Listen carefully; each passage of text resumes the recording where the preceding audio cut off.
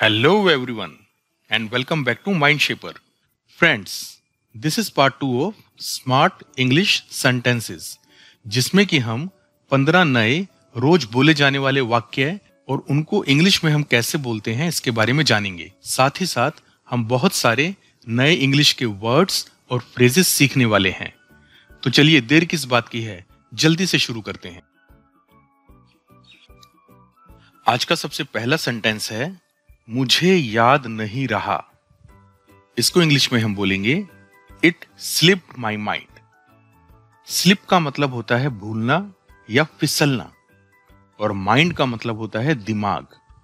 तो बेसिकली हम यहां पे कह रहे हैं ये मेरे दिमाग से फिसल गया।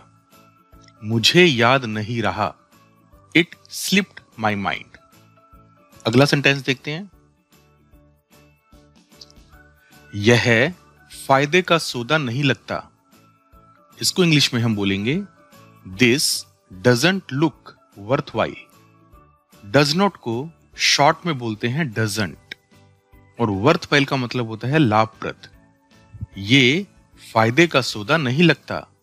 This doesn't look worthwhile. आगे चलते हैं। वहां मेरे अलावा कोई नहीं था।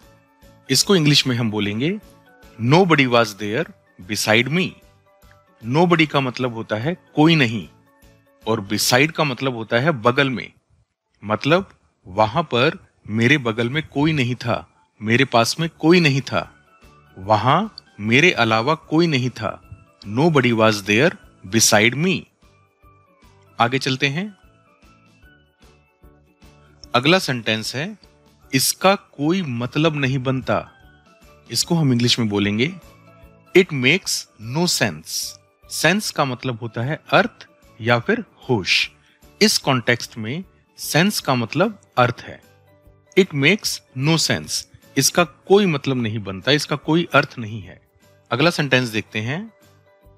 कल इस समय हम दिल्ली में होंगे।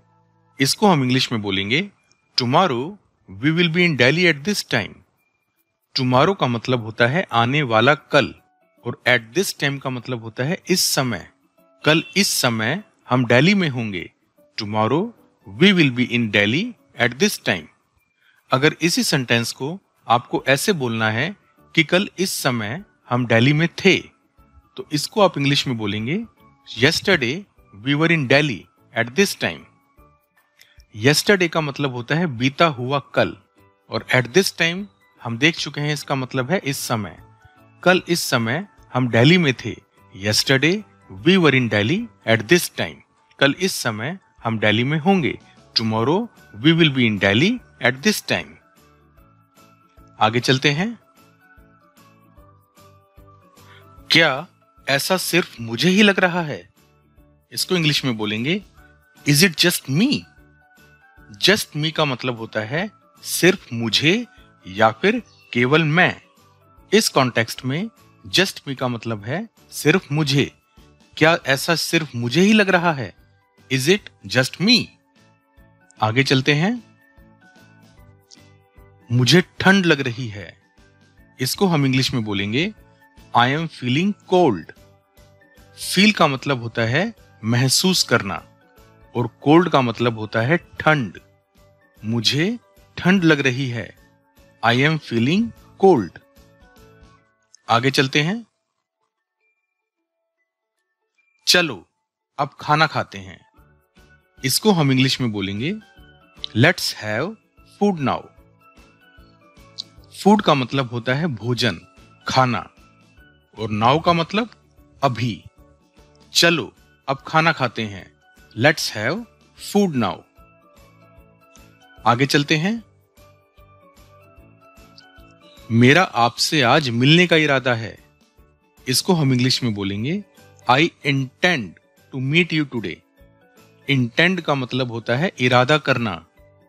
मीट का मतलब होता है मिलना और टुडे का मतलब होता है आज। मेरा आपसे आज मिलने का इरादा है। I intend to meet you today. अगला सेंटेंस देखते हैं। आज तो मैं बाल बाल बच गया। इसको हम इंग्लिश में बोलेंगे आई एस्केप्ड नैरोली टुडे। एस्केप का मतलब होता है बचना और नैरोली का मतलब है जरा सा। मतलब आज मैं जरा सा बच गया, आज तो मैं बाल बाल बच गया। आई एस्केप्ड नैरोली टुडे। अगला सेंटेंस देखते हैं।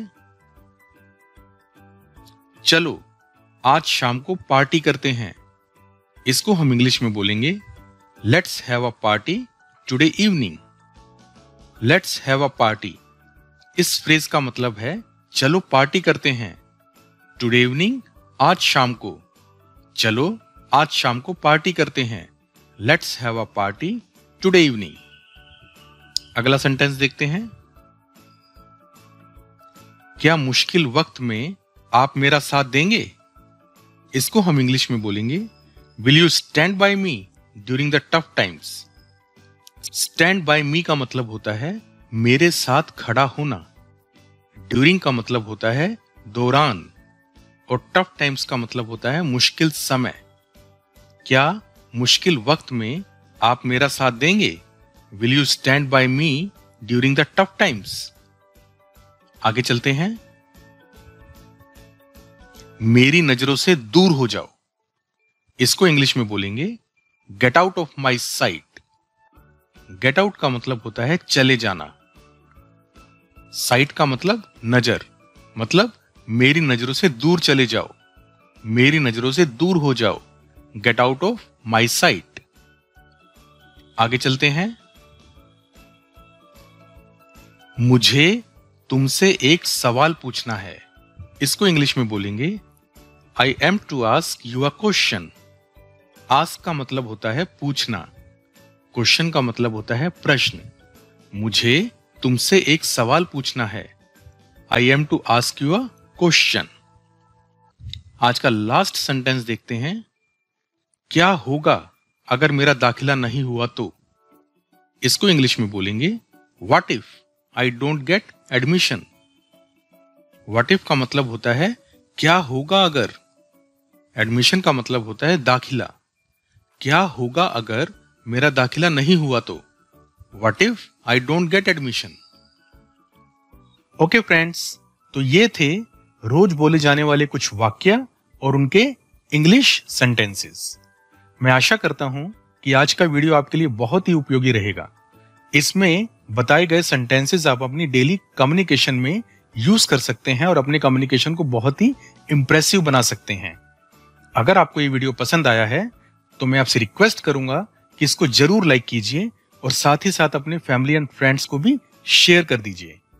अगर आप हमारे चैनल पे पहली बार आए हैं तो इसको सब्सक्राइब करना बिल्कुल मत भूलिएगा और साथ ही साथ उस बेल आइकन को भी दबा दीजिए जिससे हमारे आने वाले हर वीडियो की नोटिफिकेशन आपको सबसे पहले मिले।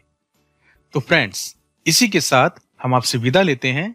जल्दी ही मिलेंगे एक बहुत ही यूजफुल एंड इंटरेस्टिंग वीडियो के साथ। तब तक के लिए बाय बाय।